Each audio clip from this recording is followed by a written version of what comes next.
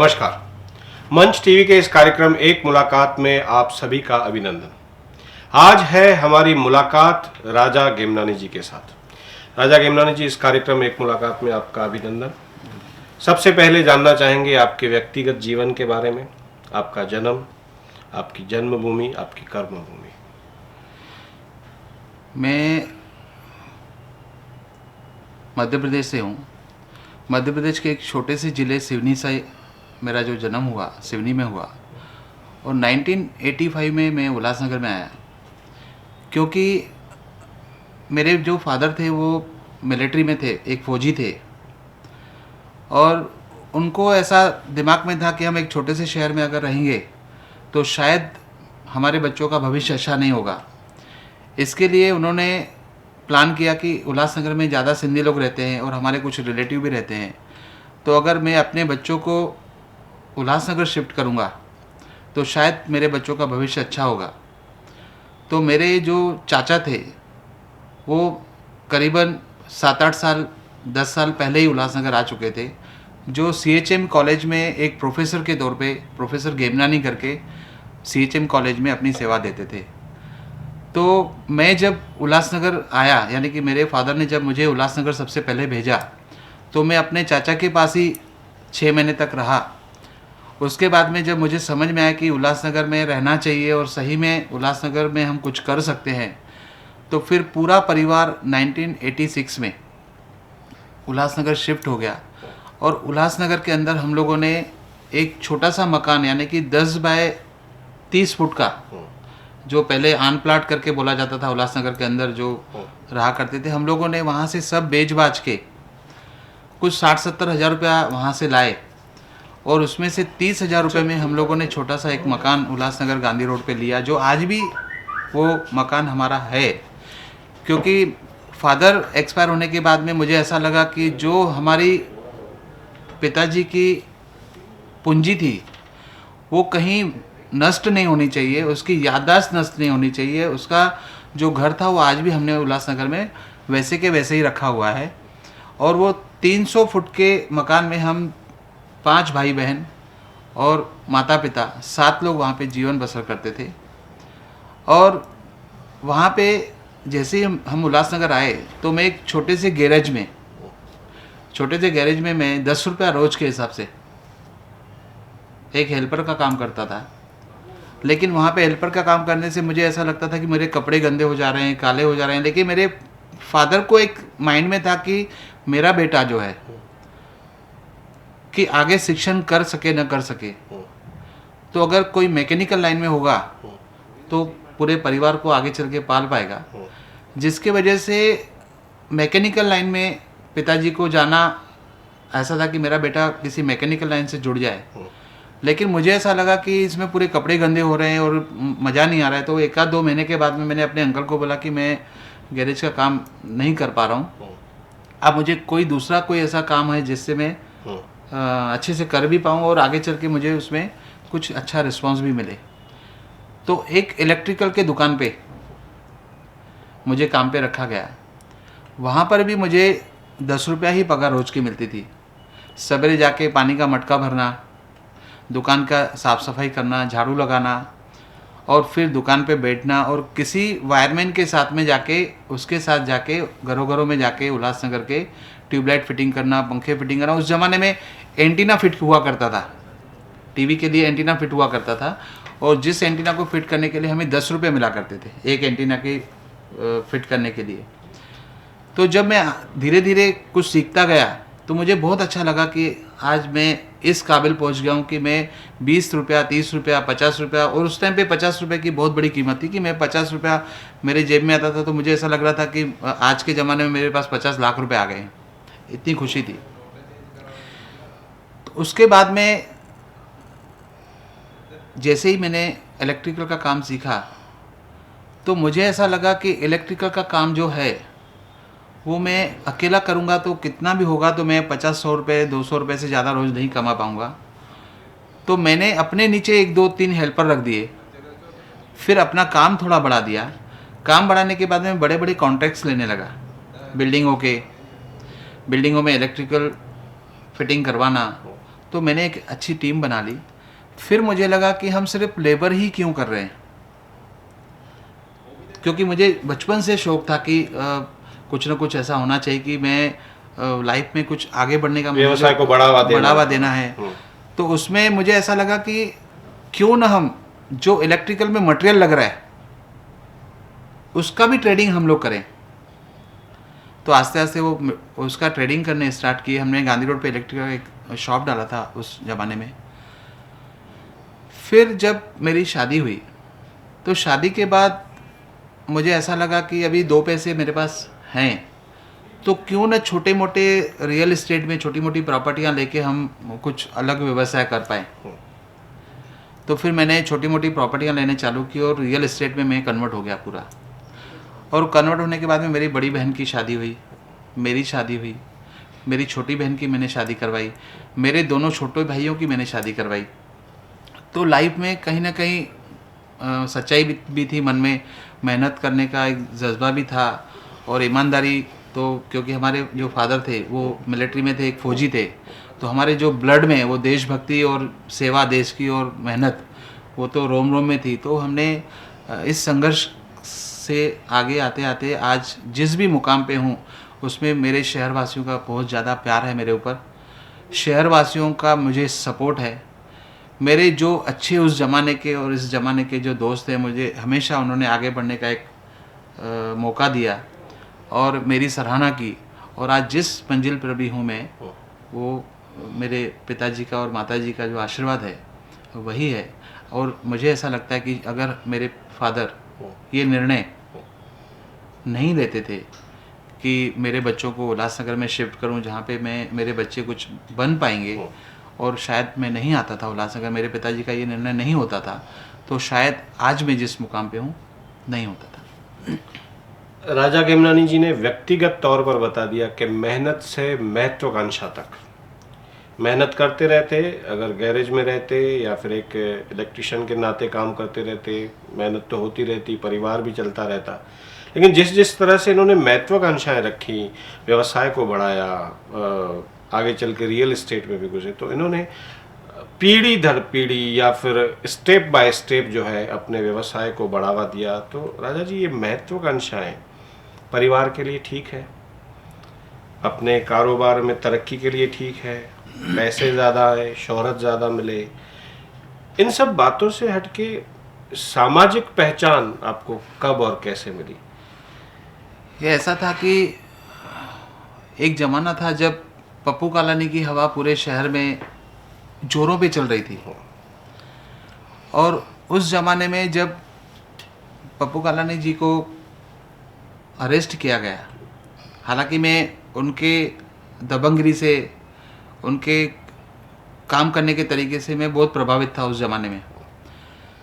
तो उस टाइम पे जब पप्पू कालानी जी को अरेस्ट किया गया तो उसमें पूरा शहर एक आंदोलन का रूप ले चुका था और उस आंदोलन में हर बच्चा बूढ़ा ऐसा चाह रहा था कि ये जो हुआ है वो गलत हुआ है। तो उस टाइम पे मेरे सबसे पॉलिटिकली और मेरे सबसे ज़्यादा हमदर्द इस शहर के अंदर 2 लोग थे जो आज इस दुनिया में नहीं है। मुझे बहुत दुख के साथ कहना पड़ता है कि वो आज इस दुनिया में नहीं है। तो उस टाइम पे पप्पू के साथ में, पप्पू कालानी जी के साथ में जो जुड़े हुए थे, एक दिलीप लालवानी जी थे और एक नानिकराम सुखेजा जी थे।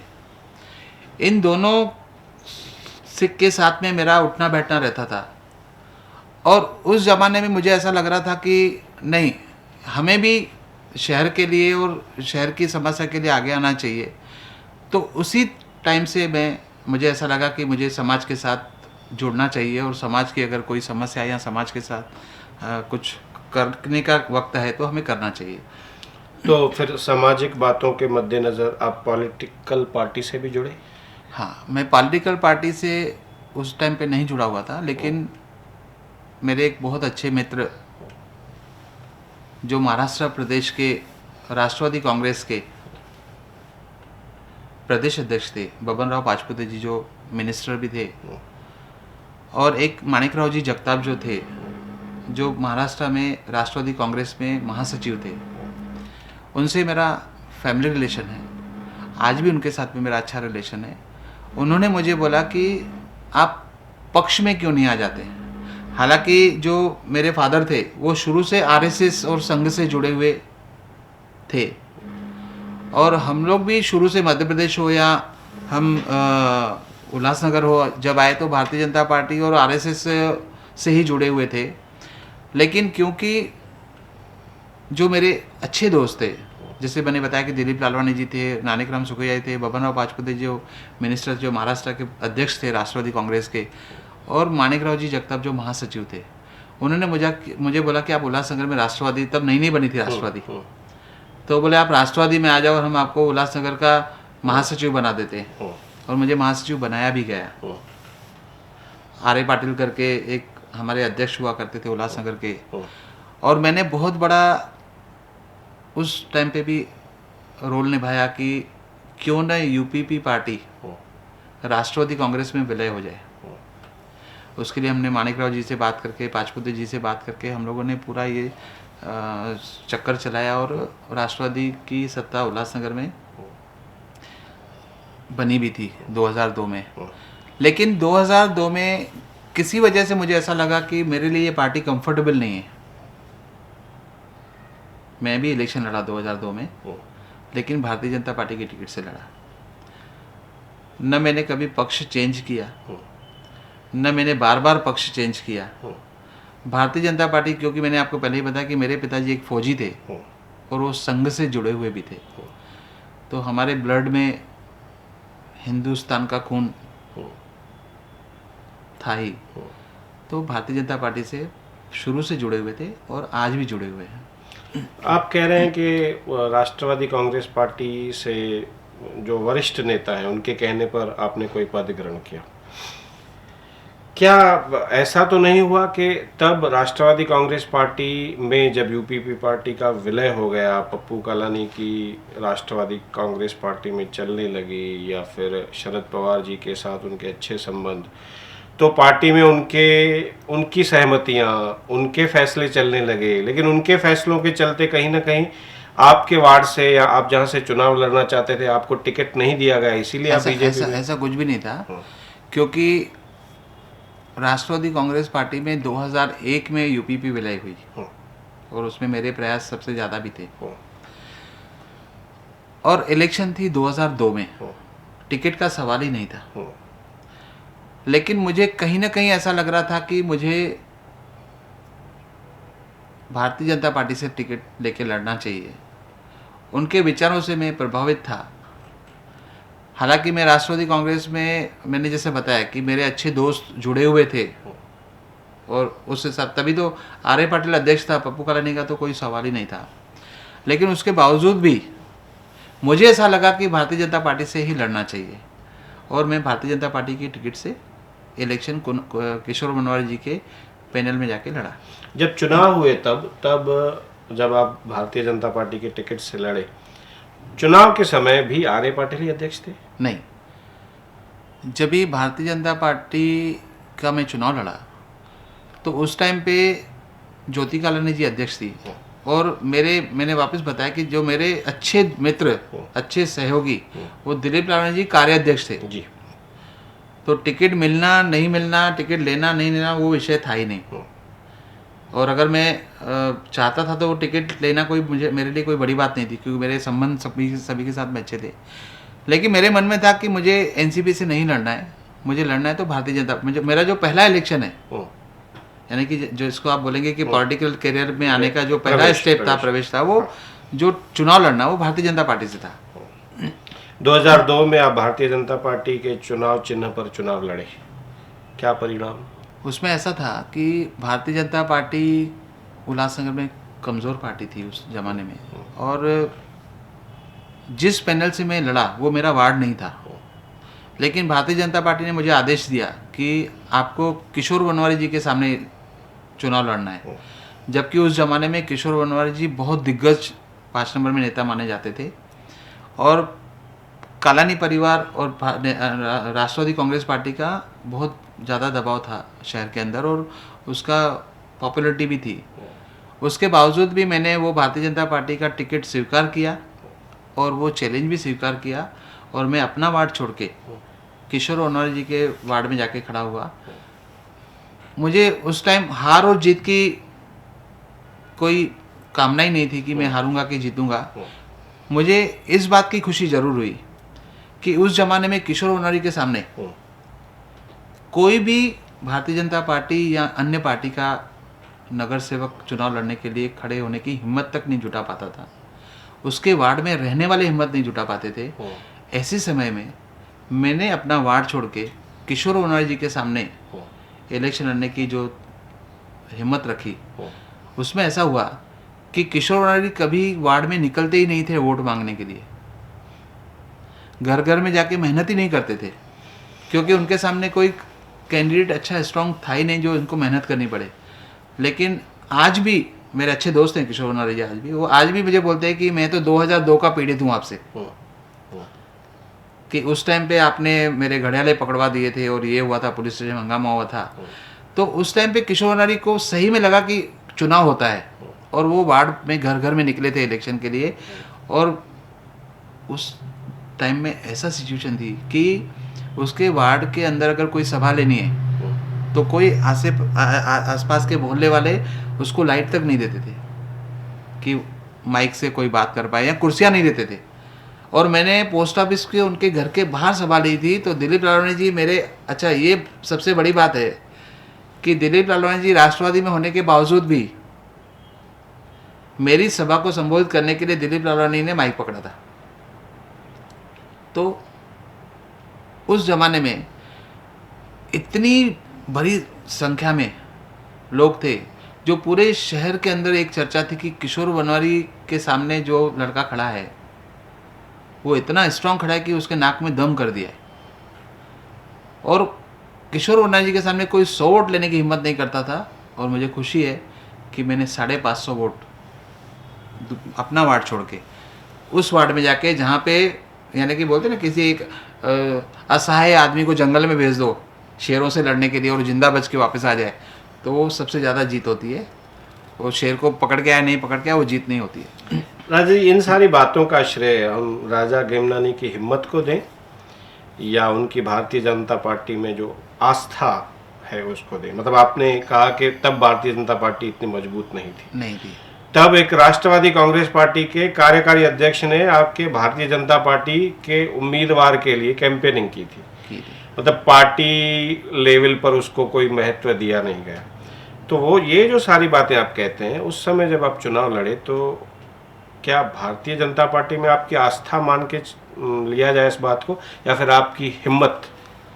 मतलब अगर किसी और पार्टी पे भी लड़ते तो यही हिम्मत होती डेफिनेटली। लेकिन जो मेरे मन में था कि मुझे कौन सा सिंबल चाहिए, जब मैं छोटा था ना, तो अटल बिहारी वाजपेयी जी का प्रचार हम लोग मध्य प्रदेश में छोटे छोटे बच्चे थे, तो एक आपने देखा होगा कि ऐसे स्क्वायर के छोटे छोटे पेपर के बिल्ले आते थे जिसमें कमल का फूल और ये होता था। तो बहुत खुशी होती थी जब हम वो पेपर उठाते थे, तो वो खुशी भी थी, यानी कि भारतीय जनता पार्टी का मैं कैंडिडेट हूँ, वो तो खुशी बहुत ज़्यादा थी।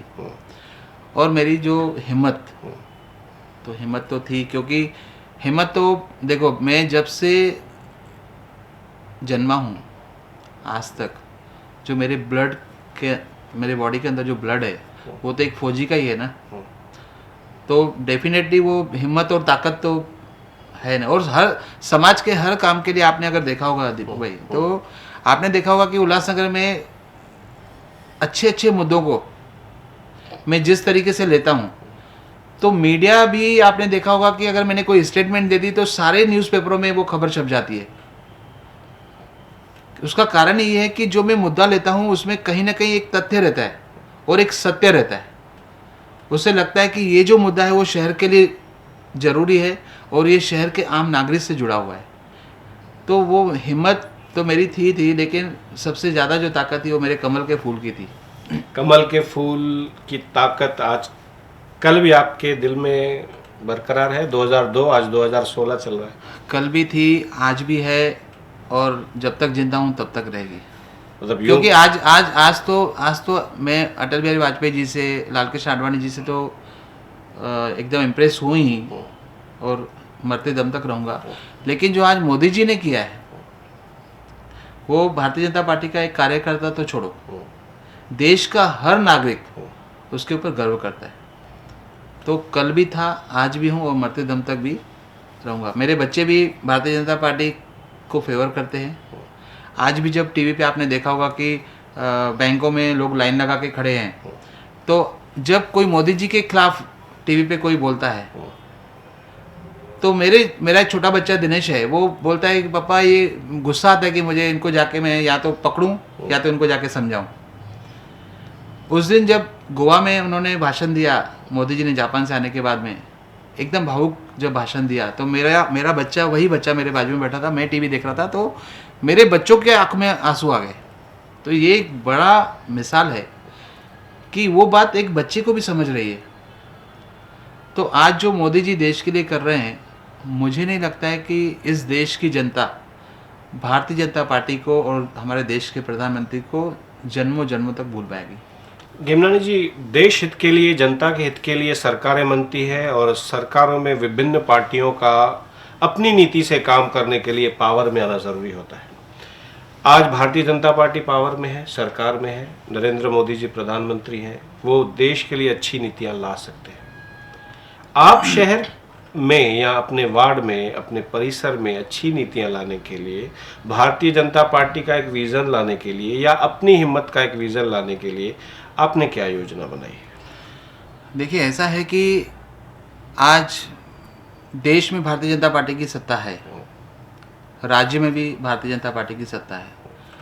आज अगर उल्लासनगर को सही मायने में, अगर जो पिछले 67 सालों से हमारे शहर जो हकों से वंचित रहा है, अगर उसको सही मायने में आज हक दिलाने का जो टाइम है, जो अभी टाइम आया है, उसमें अगर उल्लासनगर में पूर्ण बहुमत से भारतीय जनता पार्टी की सत्ता आती है, तो मुझे पूरा विश्वास है कि जो पिछले 67 सालों में उल्लासनगर के अंदर आम जनता को उनके हक, उनकी बुनियादी हक जो थे और उनकी सुविधाएं थी जो नहीं मिली, जिसका मैं हर समय पे हर अलग अलग मुद्दों से आगे आके मैं लोगों को जगाना चाहता हूँ। लेकिन दुर्भाग्य ये है हमारा कि 20 साल किसी एक पक्ष का आमदार रहा, लेकिन वो अपनी उलझनों में इतना उलझा रहा कि शहर के हित के लिए क्या करना चाहिए उनको समय नहीं मिला। और आज जब भारतीय जनता पार्टी की राज्य में और केंद्र में सरकार है और उल्लासनगर में नहीं है, आप कहेंगे कि उल्लासनगर में तो आप यूपी में हो, आप तो सत्ता में हो ऑलरेडी, फिर आप क्यों नहीं करवा पा रहे हैं? तो मेरा उसमें मानना ऐसा है कि हम लोग अभी तक पूर्ण बहुमत जिसको बोलते हैं, हमारी भागीदारी जो उल्लासनगर के अंदर भारतीय जनता पार्टी की, वो ना के बराबर है। एक पार्टी ने 2.5 साल तक महापौर का पद रखा अपने पास, उसने शहर को, समाज को क्या दिया वो उसे पता है। लेकिन मुझे ये पता है कि भारतीय जनता पार्टी अगर पूर्ण बहुमत से आती है तो मेरे शहर के आम नागरिकों को जो मिलना चाहिए था, जो पिछले 67 सालों में नहीं मिला, वो मिल सकता है। उसका पूरा विज़न, उसकी पूरी ब्लूप्रिंट, भारतीय जनता पार्टी सत्ता में कैसे आएगी उल्लासनगर में, कौन से अच्छे लोग भारतीय जनता पार्टी से जुड़ेंगे, कितने लोग भारतीय जनता पार्टी की जीत के आने चाहिए, इन सारे विषयों के ऊपर मेरी एकदम पैनी नज़र लगी हुई है और मैं बहुत ही बारीकी से उस चीज़ को देख रहा हूँ। और शहर के अंदर जिस रणनीति के तहत मैं काम कर रहा हूँ, मुझे पूरा विश्वास है कि उल्लासनगर में भी भारतीय जनता पार्टी की पूर्ण बहुमत से सत्ता आएगी और जो केंद्र में हमारी सत्ता है और जो राज्य में हमारी सत्ता है, उसका 100% उल्लासनगर शहरवासियों को फ़ायदा मिलेगा, जो पिछले 67 सालों से नहीं मिला है। पूरी तरह से कंप्लीटली कारपोरेशन पे छा जाने के लिए लोगों का प्रतिसाद अच्छा मिलना ज़रूरी है। तो आप क्या इस मामले में निश्चिंत हैं कि इस बार ज़रूर मिलेगा? जो आज आपने देखा होगा कि जब से मोदी सरकार, भारतीय जनता पार्टी केंद्र में सत्ता में है और महाराष्ट्र में भी भारतीय जनता पार्टी की सत्ता है, तो आप एक एक निर्णय, एक एक योजनाएं देशवासियों के लिए आप निकाल के देखेंगे तो जो समझदार नागरिक है हमारे देश का, उसे पता है कि 100% जो पिछले 67 सालों में पिछली गवर्नमेंट नहीं दे पाई है, हम्म, वो नरेंद्र मोदी जी और भारतीय जनता पार्टी की सरकार आने के बाद में योजनाएं हमें मिली है।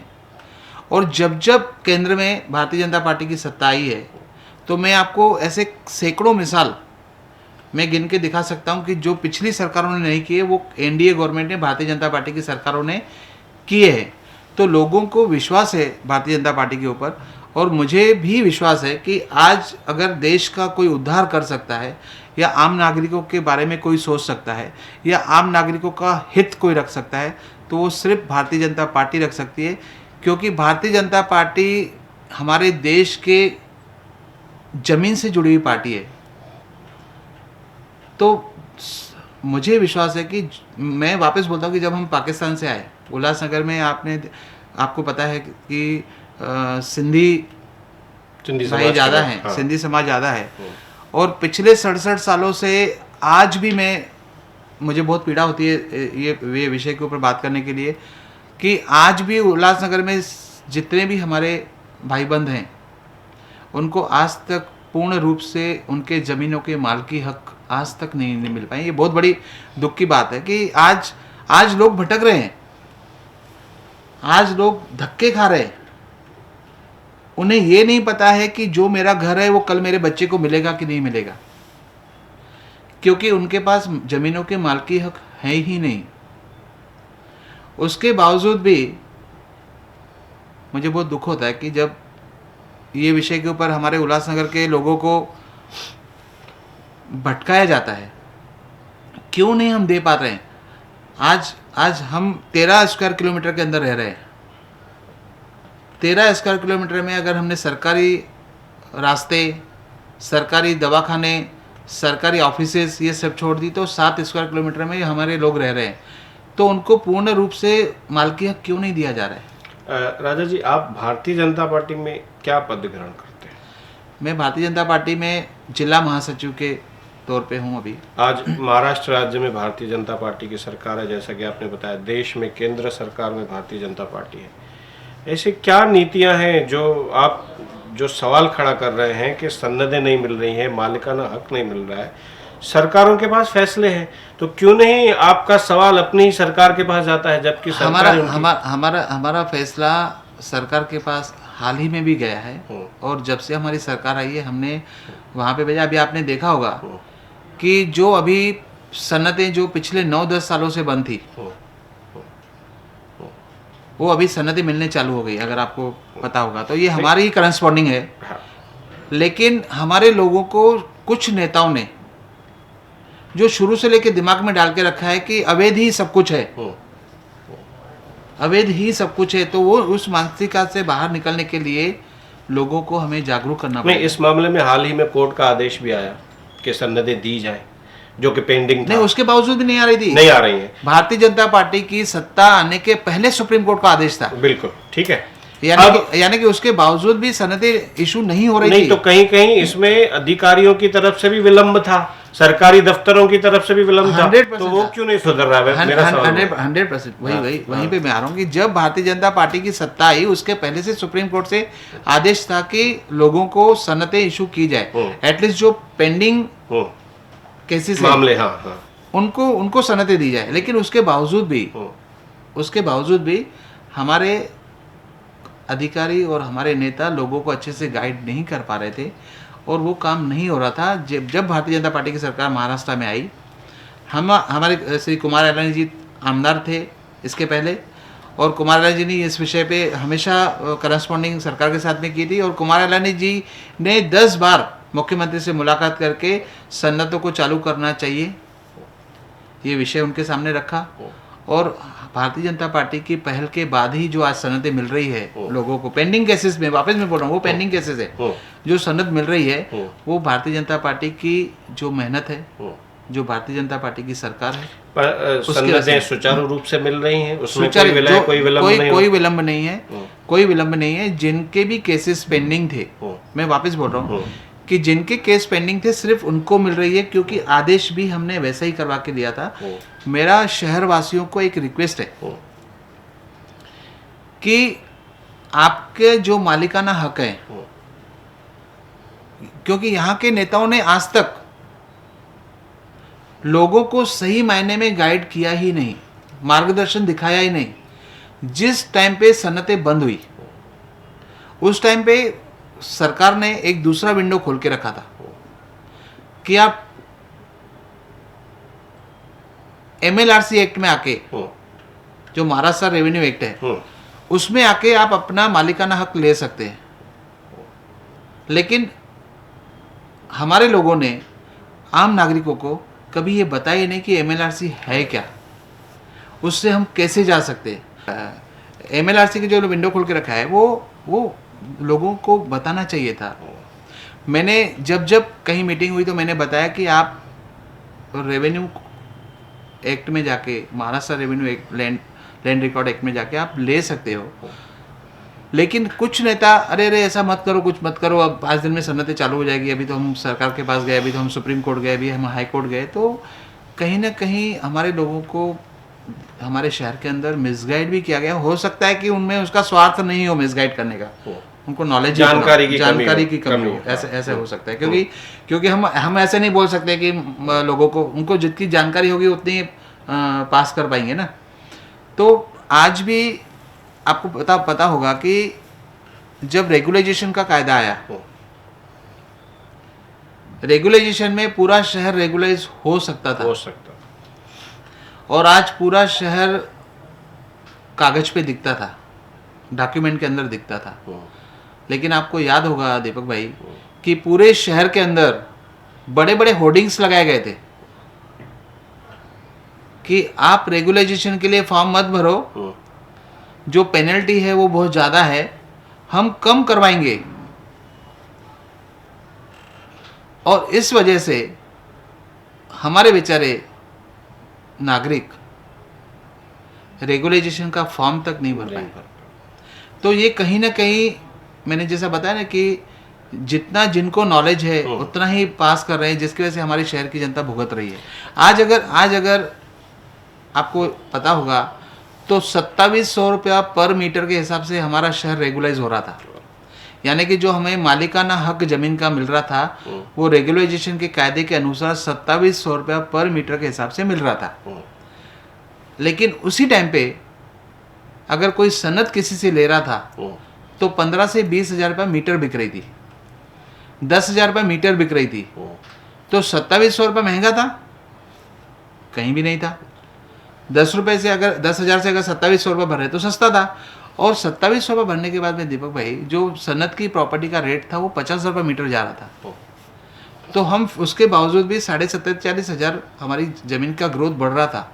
लेकिन ये हमारे समाज को सही तरीके से नहीं बताया गया, उसको मिसगाइड किया गया। अवेयरनेस की बात कर रहे हैं राजा जी, सही बात भी है। जब पेनल्टी की बात निकली तो वो पेनल्टी कितनी भरनी है और फिर पूरी बिल्डिंग के लिए भरनी है तो किस तरह से लोगों में शेयर होना, और उसका कितना फायदा होगा समाज को, कितना फायदा हो, ये सारी चीजें लैकिंग थी। और लेकिन राजा जी, मैं जब आपने बात निकाली है, इतना नॉलेज आप पब्लिक के साथ शेयर कर रहे हैं, पब्लिक अवेयर नहीं है, कहीं ना कहीं सतर्कता की, सचेत होने की जरूरत है। जी, बात को आगे बढ़ाने से पहले रेगुलराइजेशन के मामले में एक सवाल मैं सरलता से उसका जवाब चाहूँगा पब्लिक की जानकारी के लिए।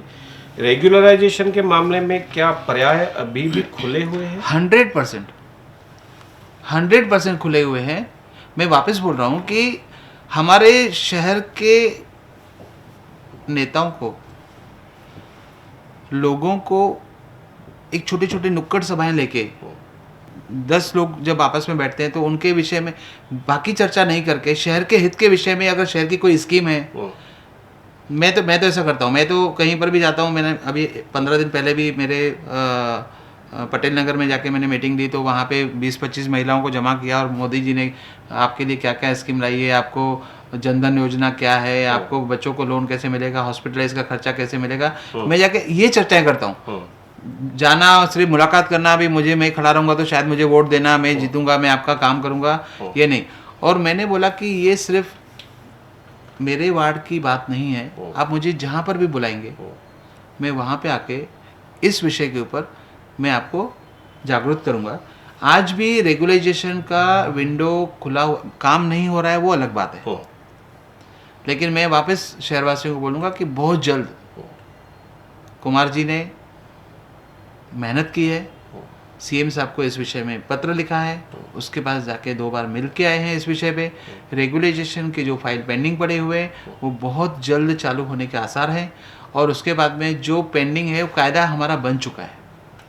कायदा 2005 में बना है कि 2005 के पहले के जितने भी उल्लासनगर के अंदर अवैध निर्माण है या अवैध संपत्तियां हैं उसको रेगुलाइज किया जाए। तो ये विंडो खुला हुआ है, आज भी उस विंडो के तहत हम अपने शहर को रेगुलाइज कर सकते हैं, लेकिन उसमें सबसे ज़्यादा अगर किसी को योगदान देना है तो हमारे शहर के नेताओं को योगदान देना पड़ेगा कि एक मंच पे आके सब लोगों को साथ में लेके समाज का कैसे भला होगा, कब भला होगा, कैसे भला होगा, उसके लिए रणनीति बनानी चाहिए।